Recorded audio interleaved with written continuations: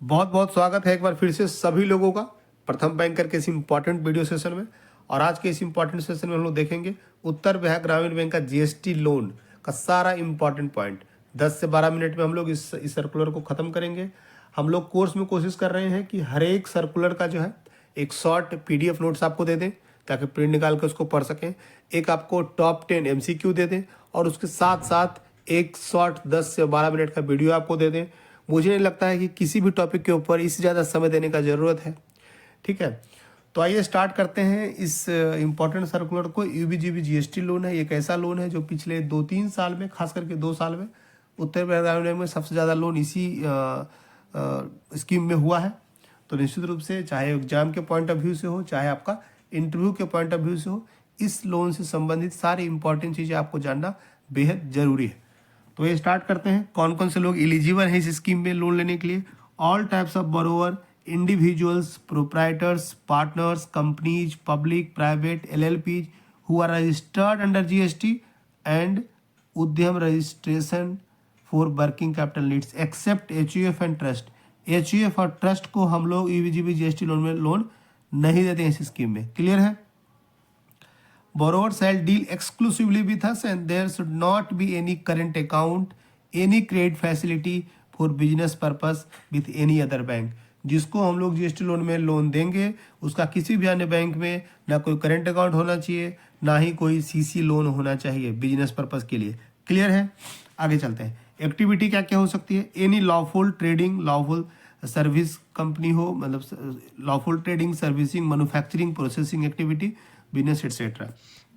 उद्यम registration certificate को mandatory किया गया है। उद्यम रजिस्ट्रेशन सर्टिफिकेट को मैंडेटरी किया गया है क्योंकि GST लोन में CGTMSE करना पड़ता है और CGTMSE करने के लिए जैसे आप रजिस्ट्रेशन जाएंगे सबसे पहले उद्यम रजिस्ट्रेशन नंबर ही डाला जाता है, उसके बाद ही आगे बढ़ता है। तो उद्यम रजिस्ट्रेशन सर्टिफिकेट तो हर हाल में मैंडेटरी है GST लोन करते समय। क्वांटम ऑफ फाइनेंस क्या है आइए देखते हैं। क्वांटम ऑफ फाइनेंस जो है मिनिमम 10 लाख है। मिनिमम लोन 10 लाख का है, मैक्सिमम लोन 5 करोड़ का है। लेकिन 5 करोड़ में 2 कंडीशन है। मैक्सिमम लोन 2 करोड़ तक है जो CGTMSE से कवरेज है। CGTMSE का कवरेज RRB को कितना है? 2 करोड़ का है। नेशनलाइज बैंक को कितना है? 5 करोड़ का है। हालांकि नवंबर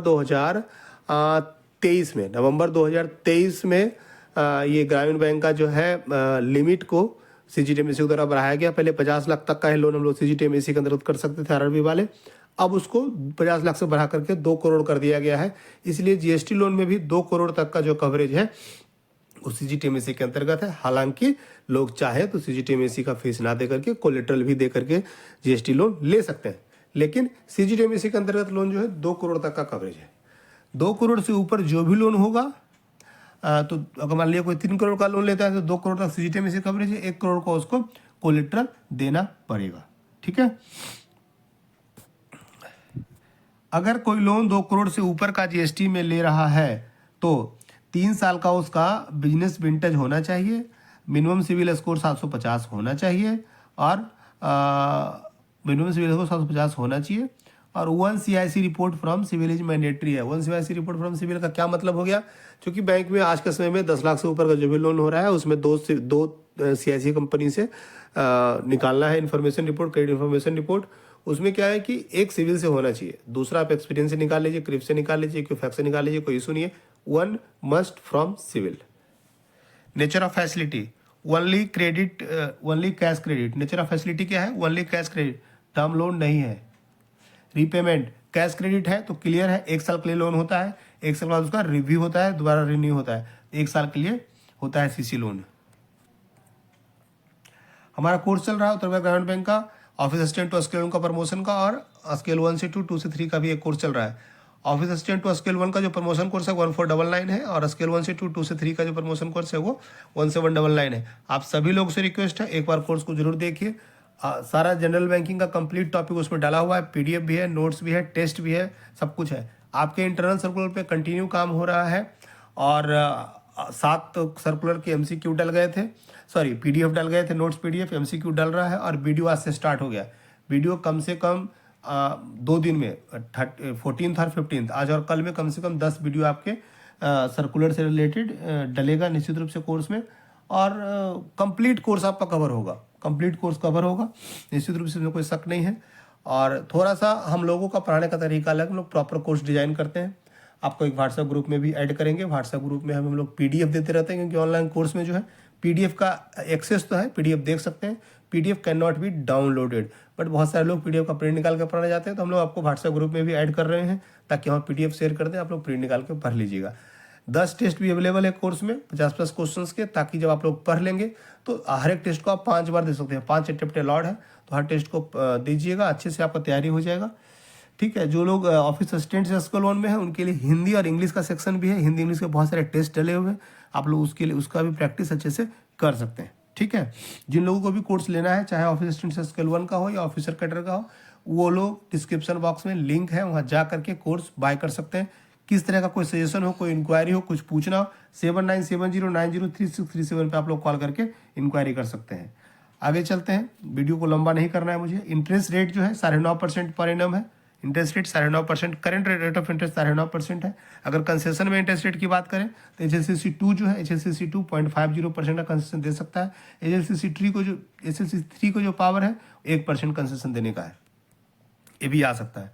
प्रोसेसिंग चार्ज है, इतना इंपॉर्टेंट नहीं है, लेकिन फिर भी देख लीजिए। अगर इंटरनल रेटिंग EBGB 1 से EBGB 3 तक आता है तो 0.25% प्रोसेसिंग चार्ज है। EBGB 4 से EBGB 5 का अगर रेटिंग है तो 0.30% का इंटरनल रेटिंग है। EBGB 6 और उसके नीचे है तो 0.35% का इंटरनल रेटिंग है। मोड ऑफ असेसमेंट क्या है? मोस्ट इंपॉर्टेंट चीज किसी भी लोन का क्या है? मोड ऑफ असेसमेंट है। 25% of the previous year annual turnover या फिर annualized turnover based on quarterly GST return whichever is less while arriving at sales goods sold return back will be deducted from total sales। बात को समझिए, इतने अच्छे से समझा दूंगा आपको 2 मिनट में, आप GST लोन खुद भी अच्छे से असेस कर सकते हैं। मान लीजिए कि 22-23 में किसी का सेल्स 100 रुपया था, फाइनेंशियल ईयर 22-23 में GST पे सेल 100 रुपया था, और अभी 23-24 चल रहा है और एक क्वार्टर बीता है और उसका सेल 30 रुपये का है।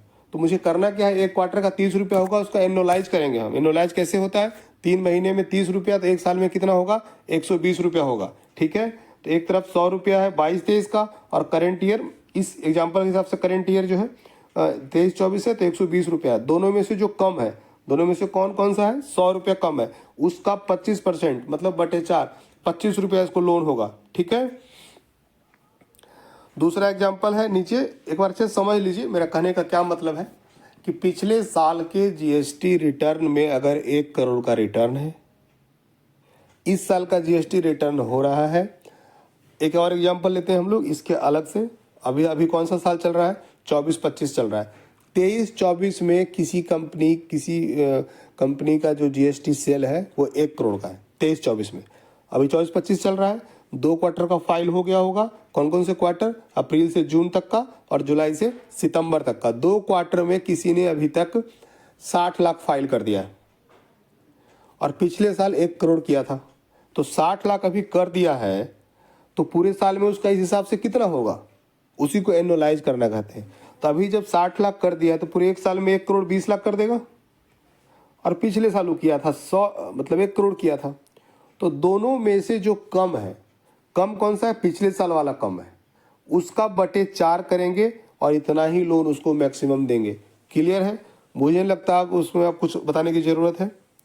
अगर इस साल वाला कम रहेगा, मान लीजिए कि पिछले साल उसने 100 किया था, इस साल 2 क्वार्टर में अभी तक उसने सिर्फ 40 किया है, तो एक साल में कितना हो जाएगा? 80 हो जाएगा। तो फिर इसको छोड़ देंगे हम लोग, कम वाले का बटे 4 कर देंगे, 20 लाख इसको लोन होगा। अब तो 3-4 एग्जाम्पल से प्रॉपर आप लोग क्लियर हो गया लोन का असेसमेंट करते कैसे हैं। बस यही मुझे आपको समझाना था, आगे कुछ इंपॉर्टेंट ज़्यादा नहीं है।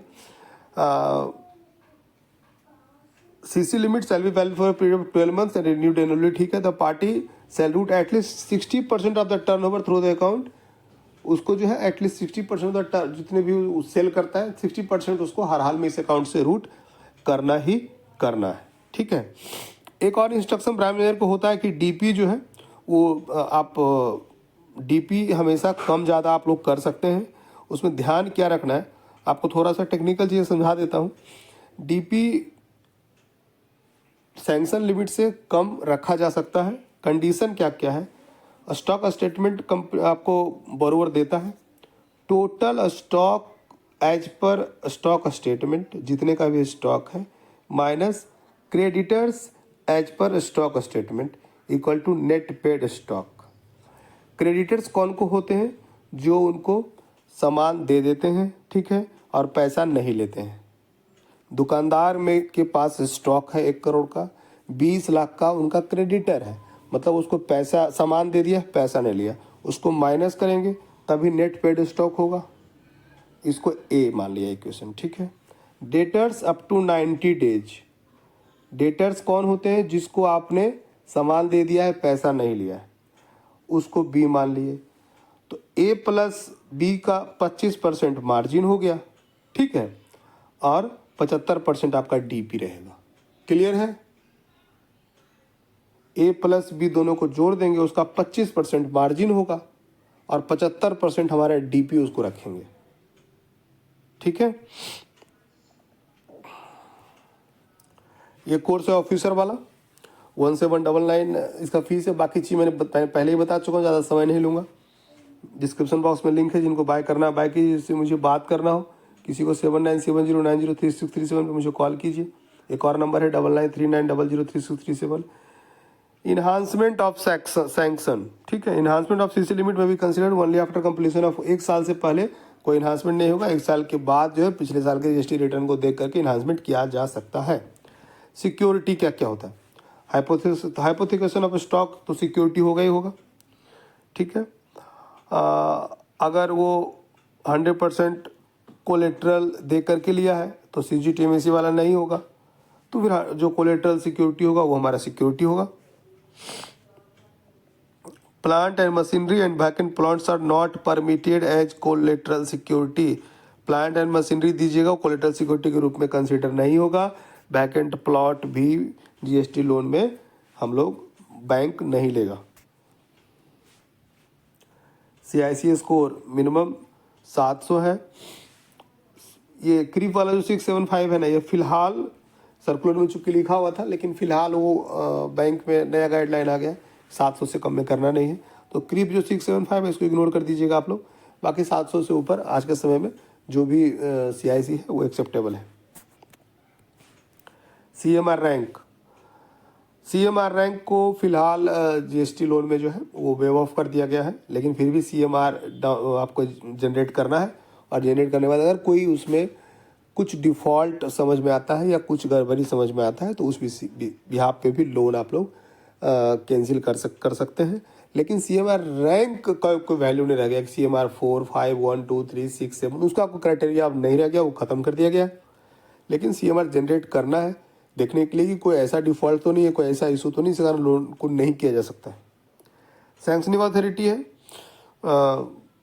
RLCC 1 75 लाख, CCPC बिल्कुल करेक्ट है, CCPC scale 3 40 lakh, RLCC 1 75 lakh, RLCC 2 100 lakh, HLCC 1 200, HLCC 2 400, HLCC 3 500। Clear है? ये सर्कुलर था। मुझे लगता है कि ये सही समय में सर्कुलर समाप्त हो गया है और सारी इंपॉर्टेंट चीज़ को मैंने बता दिया, ठीक है। Thank you so much for watching this video.